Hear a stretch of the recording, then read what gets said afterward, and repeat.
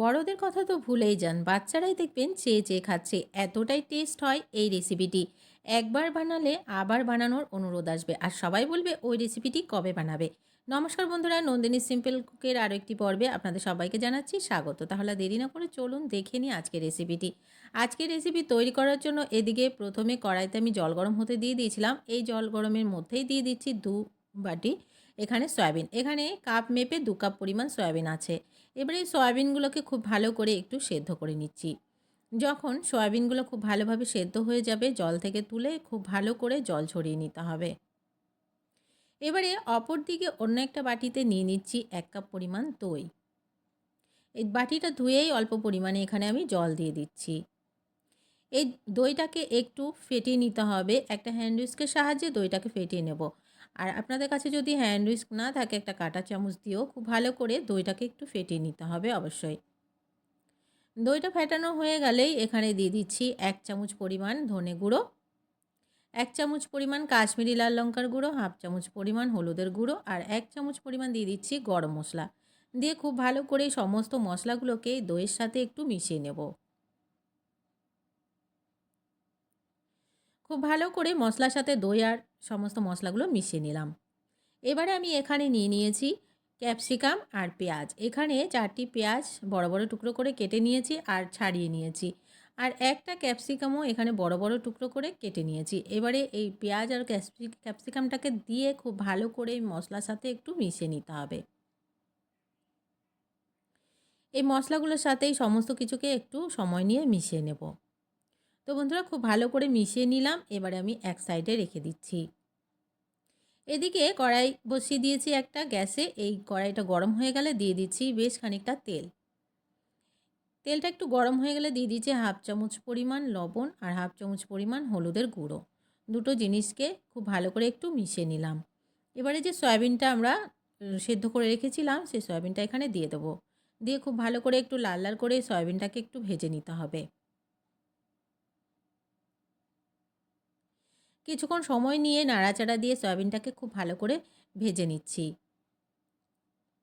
তো বন্ধুরা, সয়াবিনটাকে আমি খুব ভালো করে ভেজে নিলাম। এবারে নামিয়ে নিচ্ছি। ওই কড়াইতেই দিয়ে দিচ্ছি আরও কিছুটা সাদা তেল।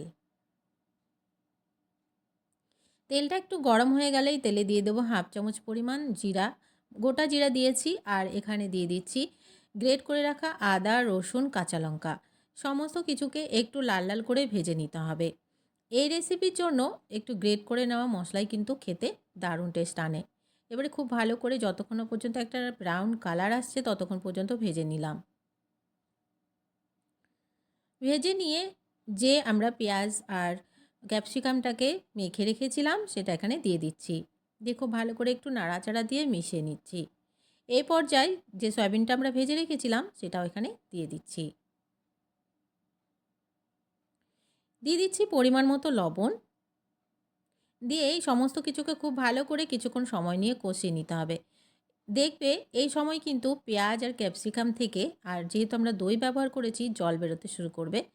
তো এই সমস্ত কিছুকে কিন্তু খুব ভালো করে কিছুক্ষণ কষিয়ে নিতে হবে। নাহলে মশলার যে একটা কাঁচা গন্ধ থাকে বা সমস্ত সবজির যে একটা কাঁচা গন্ধ থাকে সেটা কিন্তু থেকে যাবে আর খেতেও ভালো হবে না। কিছুক্ষণ সময় নিয়ে খুব ভালো করে এই সমস্ত কিছুকে একটু কষিয়ে নিচ্ছি। দেখো জল বেরোতে কিন্তু শুরু করে দিয়েছে। গ্যাসের ফ্লেমটাকে মিডিয়াম টু লোতে রেখে খুব ভালো করে কষিয়ে নিতে হবে যতক্ষণ না পর্যন্ত ক্যাপসিকামগুলো সেদ্ধ হয়ে যাচ্ছে। কিছুক্ষণ আমি ঢাকা দিয়ে রেখেছিলাম। তো ঢাকাটা সরিয়ে আবারও একবার নাড়াচাড়া দিয়ে দেখে নিচ্ছি। এই পর্যায়ে দেখা যাচ্ছে যে ক্যাপসিকামগুলো কিন্তু খুব ভালোভাবে সেদ্ধ হয়ে গেছে। এবার আমি এখানে দিয়ে দিচ্ছি কাজু বাদাম বাটা। এখানে ৮ থেকে ১০টা কাজু বাদাম আমি অল্প পরিমাণে একটু জল দিয়ে বেটে রেখেছিলাম।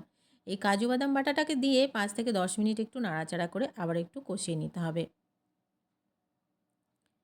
এই রান্নাটি একবার হলেও এভাবে বানিয়ে দেখতে পারো। ভাত, রুটি যেকোনো কিছুর সাথে খেতে কিন্তু দুর্দান্ত লাগে। আর বাচ্চাদের এতটাই পছন্দ হবে, দেখবে ওরাই চেয়ে, চেয়ে খাচ্ছে। খুব ভালো করে নাড়াচাড়া দিয়ে একটু মিশিয়ে নিলাম। এবারে এই পর্যায়ে দিয়ে দেবো এখানে জল। যেহেতু এই রান্নাটি একটু গ্রেভি, গ্রেভি থাকবে তার জন্য এখানে আমি অল্প পরিমাণে জল দিচ্ছি। তো আমি এখানে প্রায় ২ কাপ পরিমাণ জল দিয়ে দিলাম। দিয়ে খুব ভালো করে নাড়াচাড়া দিয়ে মিশিয়ে নিলাম। এ পর্যায়ে দিয়ে দিচ্ছি কাসুরি মেথি আর দিয়ে দিচ্ছি 1/2 চামচ পরিমাণ চিনি। খুব ভালো করে আবার এই সমস্ত কিছুকে একটু মিশিয়ে নেব।